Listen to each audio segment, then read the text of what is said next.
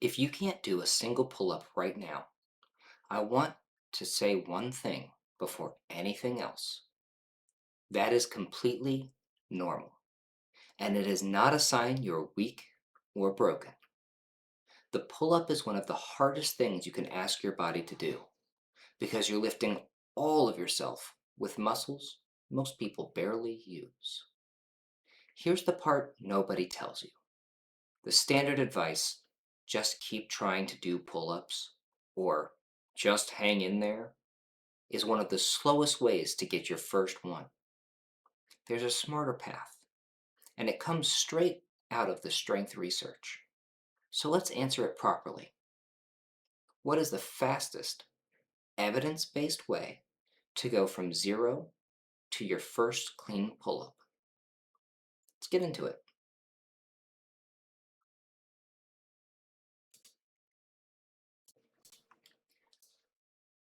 First, understand the actual problem, because it changes everything about how you train.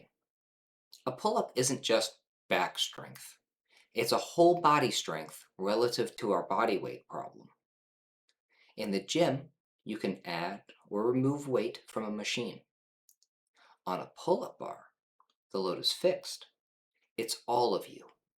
And for most people starting out, that load is simply heavier than the pulling muscles can move. Yet, that reframes the goal. You're not trying to, quote, do pull-ups by doing pull-ups you can't do. You're trying to build enough pulling strength that one rep becomes possible, and then training the movement itself so your body knows the pattern. Those are two different jobs, and the research points to a clear tool for each.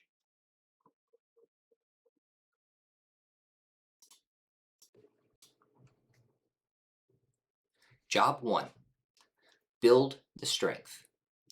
And here, the evidence points to a specific, slightly counterintuitive tool, the negative or eccentric pull-up.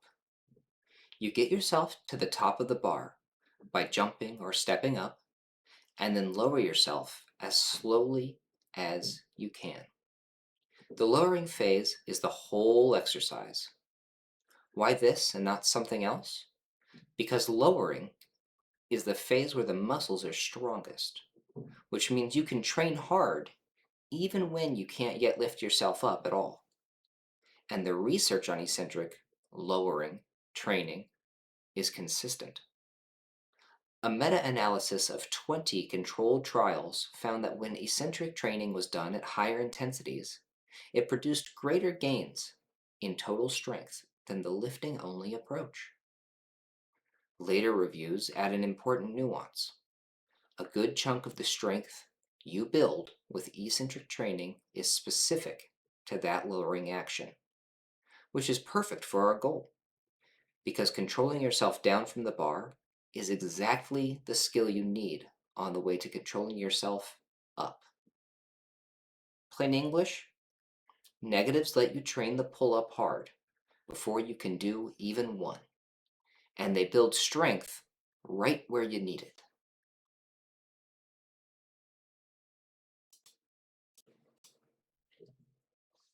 Job 2, train the movement itself so the pattern feels natural and your muscles learn to work together.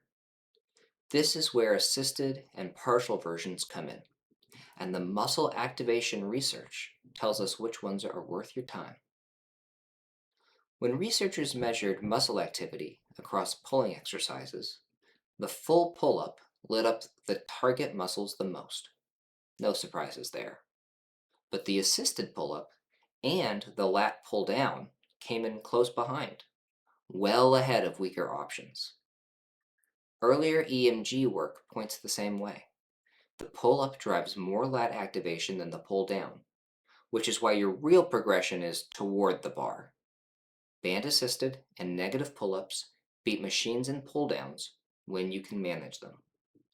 But here's the most encouraging finding for anyone stuck at zero.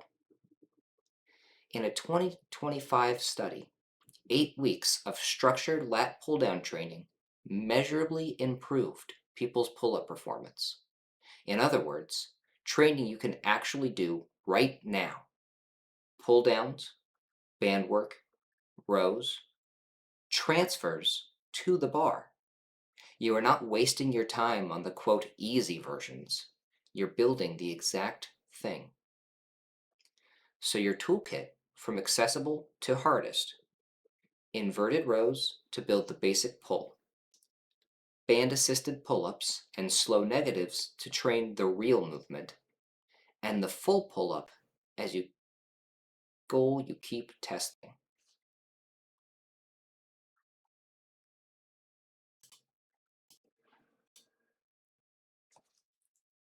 Now for the part where I keep this honest, because that's the whole point of this channel. First, a fairness note on the evidence. There aren't many studies that test couch to first pull-up directly. What we do have is strong research on eccentric strength, solid muscle activation comparisons, and that lat pull-down study. So this plan is evidence, or at least informed, built on well-supported principles, not a single magic protocol proven in a lab. I'd rather you know that than oversell it. Second, the thing that quietly matters most: body weight. A pull-up is your strength versus your body weight. If you're carrying extra weight you're trying to lose anyways, losing some of it makes every single rep easier. Not because you're less worthy, it's just physics. For some people, that's the fastest lever of all. And to be clear, this is about the math of the movement, not how anyone should look. Third, what to stop doing. Dead hangs alone won't get you there. Hanging builds grip, not the pull. And straining at a bar you can't budge, day after day, mostly just builds frustration. Trade those for negatives and assisted reps you can actually do.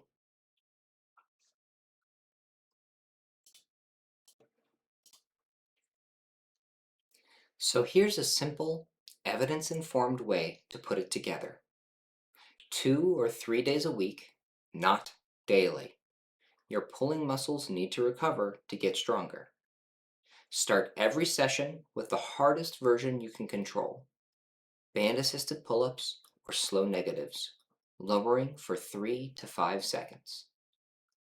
Then add a rowing movement, inverted rows under a sturdy bar or table, to build the pull from another angle. If you have access, lat pull-downs are a proven, useful addition. Use them. Push each set close to effort. The last rep or two could feel genuinely hard.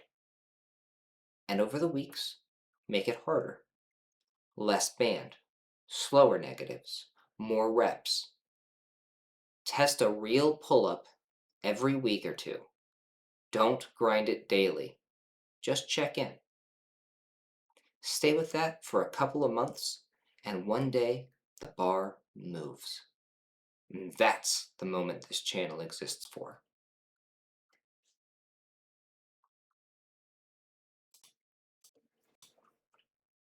So, the research-backed path to your first pull-up. Build the strength with negatives. Train the pattern with assisted reps and rows. Respect your body weight. Recover between sessions. And test patiently. No magic, just the evidence applied. Next time, we're tackling the question everyone argues about and almost nobody checks.